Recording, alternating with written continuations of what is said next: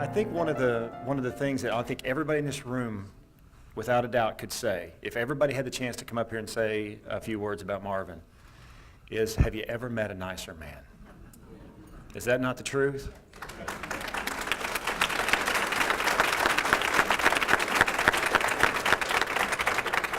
And if we could go through our lives and the best reflection that somebody could have, because people are going to say, well, he was a great father, or he was a great husband, or he was dedicated to the kids. But when people sit there and the very first thing they say about you, Marvin, is you're genuinely just one of the nicest people in the world, I don't think there's a greater compliment in the world. So on behalf of myself, the administration, and I'm going to pass this over to Rick Lambert and the Board of Trustees, congratulations on this building being named for you. I cannot think of a better person that I could have ever thought of, and I appreciate Steve Nagg bringing this up for us. I could not think of a better person, and I think everybody in this room agrees that this building should be named for. Congratulations.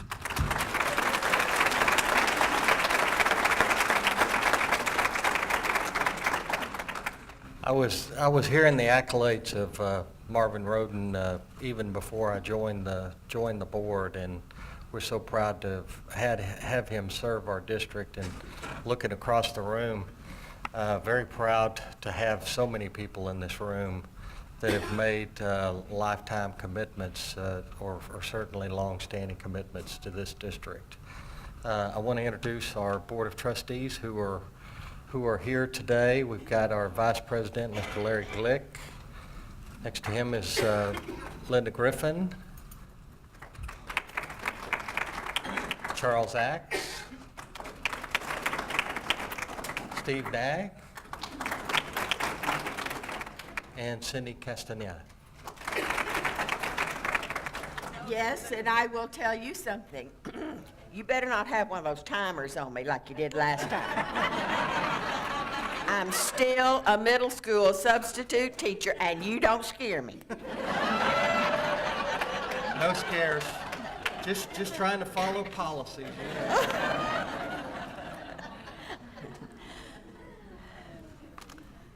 All I can say is, wow. What a day. Marvin, darling, this is a long way from Avery, Texas.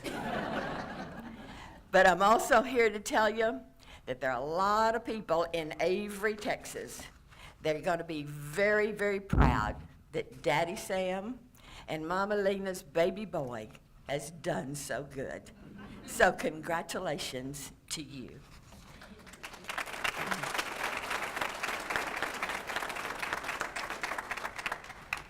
What a pleasure it is for me to be here in this GISD technology facility with all my technology friends, Special Board of Education, particularly Steve Nagg, who was my partner in crime.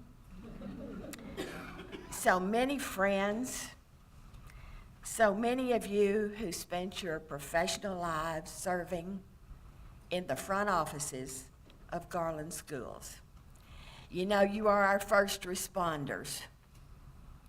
And it is such a pleasure for me to be here.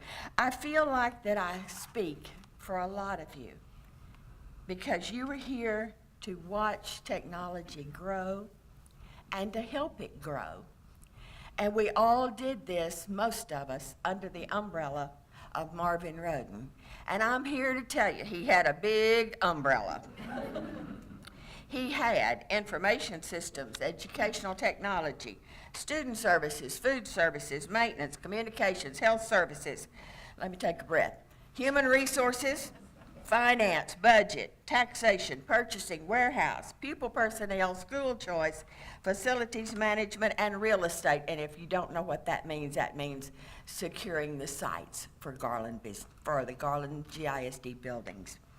I could probably go on and on and on.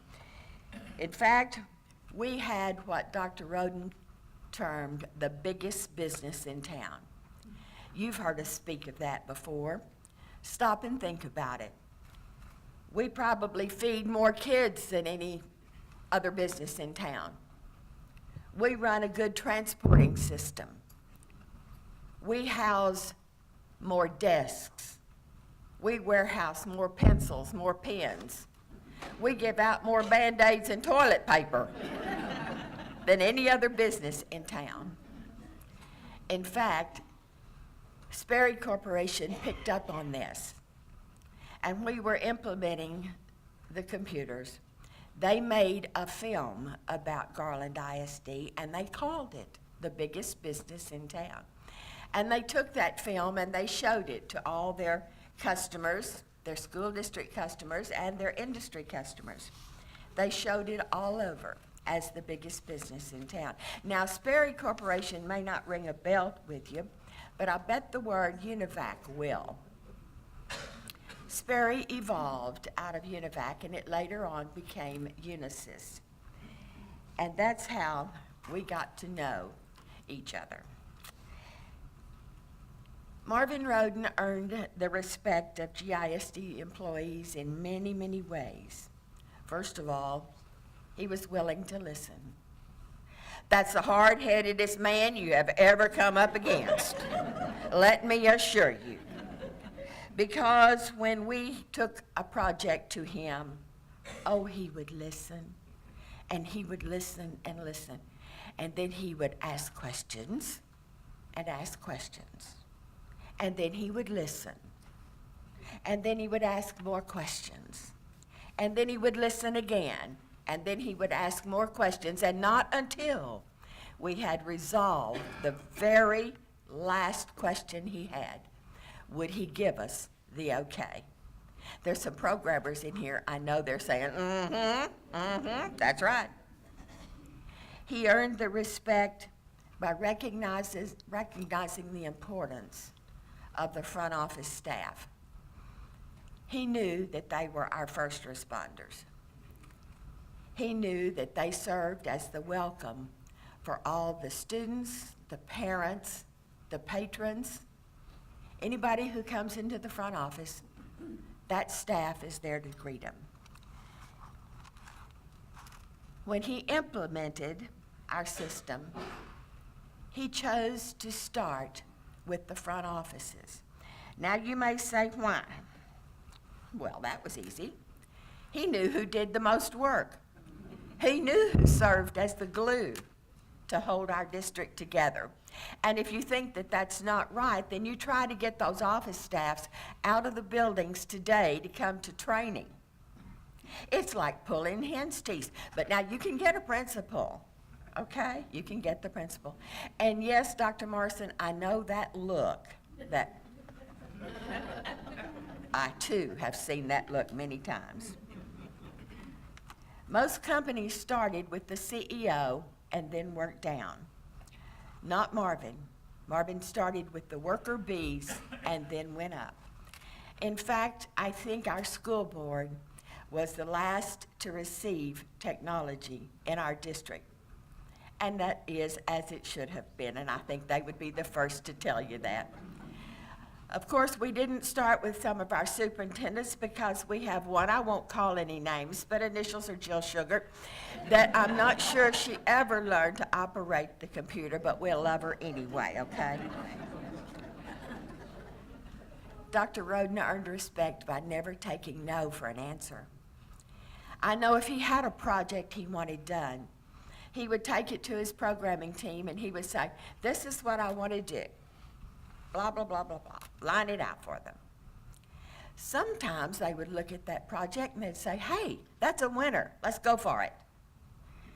Sometimes they would listen to that idea and they would do nothing but develop a headache.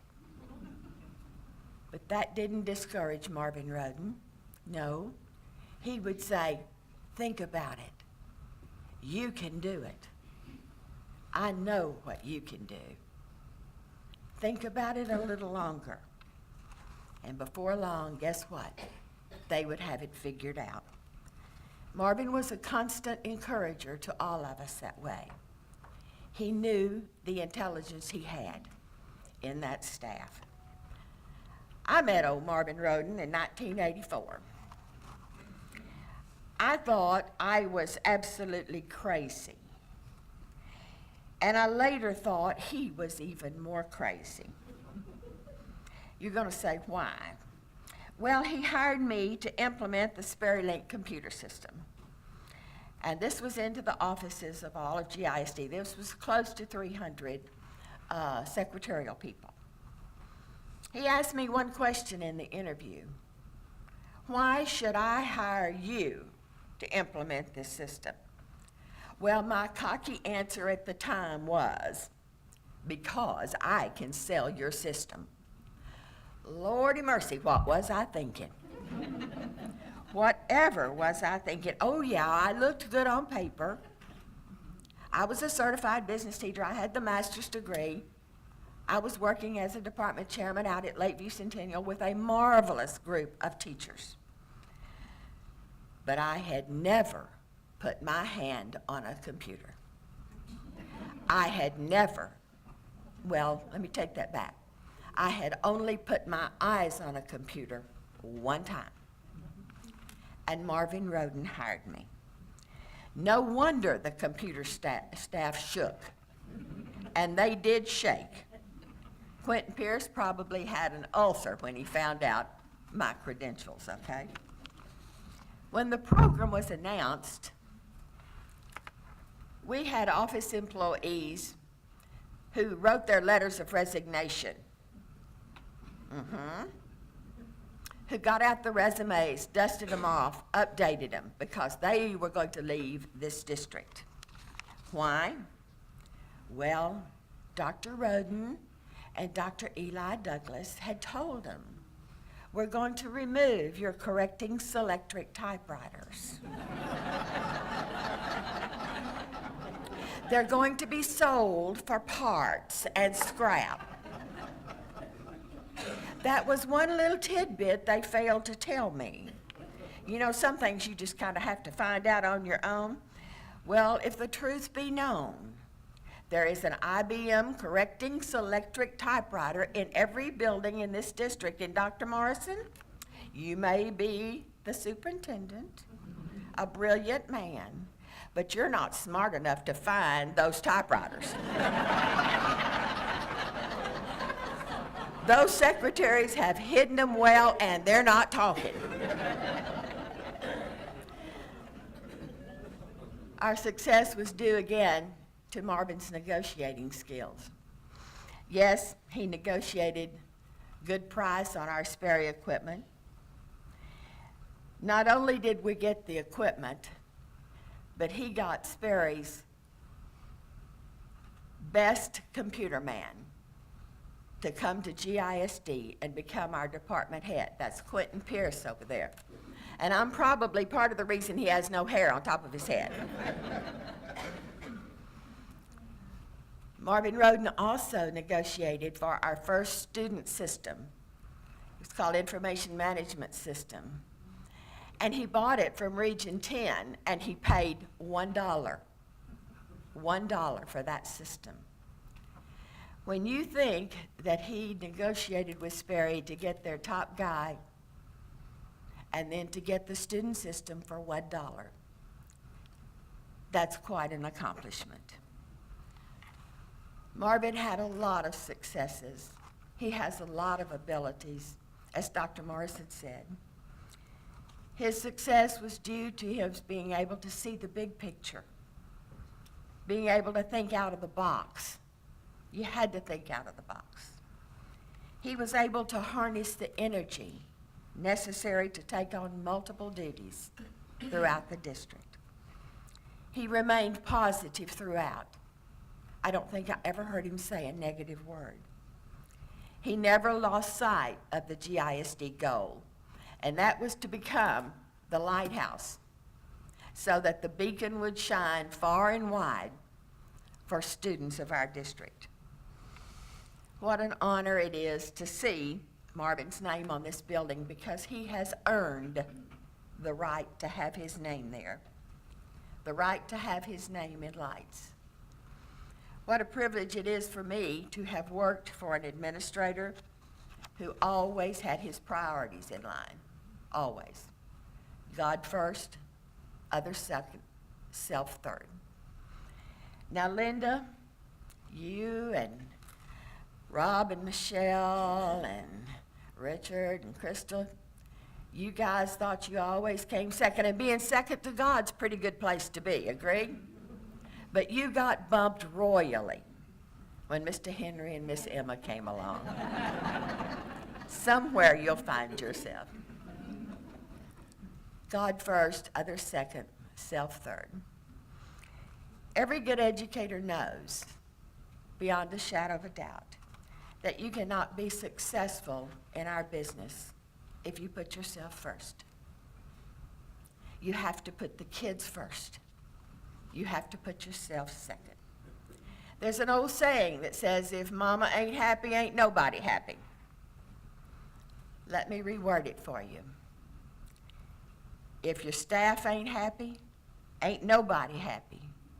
And that includes the students and mama. Marvin worked to keep each of us happy. He knew we had to work smarter because we couldn't work any harder than we were doing. That was a slogan we carried with us for a long, long time. He made GISD's technology come to the forefront before many districts in our area even knew what the word technology meant. We had email before email even had a name. It was called speed memos, and we could communicate with each other throughout the district. Thank you for allowing me to speak for all of us. It has been my pleasure. Congratulations, Marvin, darling. The building is yours and your name is in lights. Oh, one more thing. Would some of you techie people come help Dr. Roden with his phone? Verizon can't do it.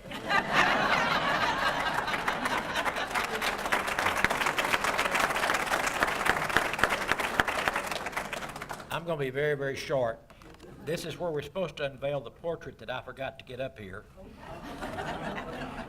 The problem is I'm trying to decide if I want the one with the jacket on the back cover. I really do, but I can't find a color picture. It's green and yellow and tan and looks very much like 1978.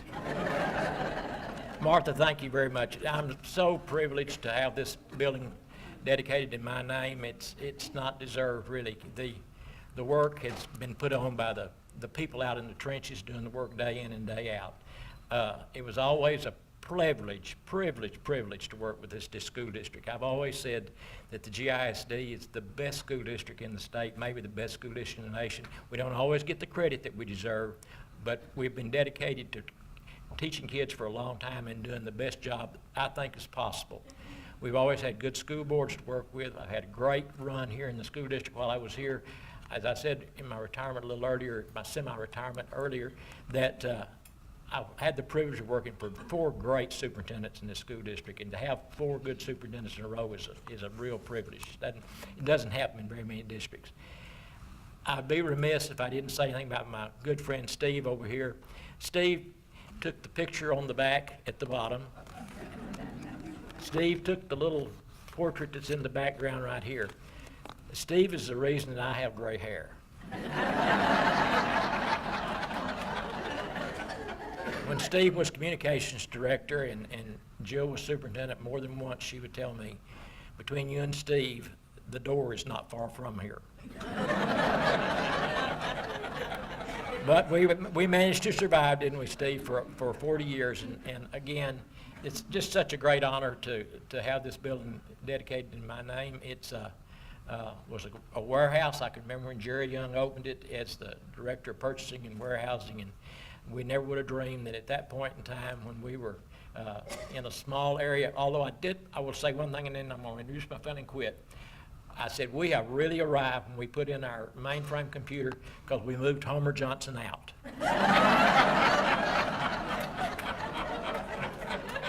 Where the mainframe computer and the programming offices were located had been Homer's domain since 1965, I believe, when the building was open. So that was a real privilege. I do want to introduce my family here that I have. On the second row, I have my brother that's 5 years older than me. I got to get that in, 5 years older. Charles and his wife Karen and their son Mark. Here on the front row, I have my oldest son Rob. Henry, our grandson, Michelle, our daughter-in-law, and Emma, our youngest granddaughter, and Richard, my youngest son, his wife, Crystal.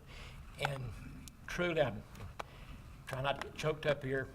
I'll never forget the night that the school board decided that we would buy our own mainframe. We've been using Region 10, and Pete Coffey's here, and Pete and I worked together at Region 10 back many, many years ago.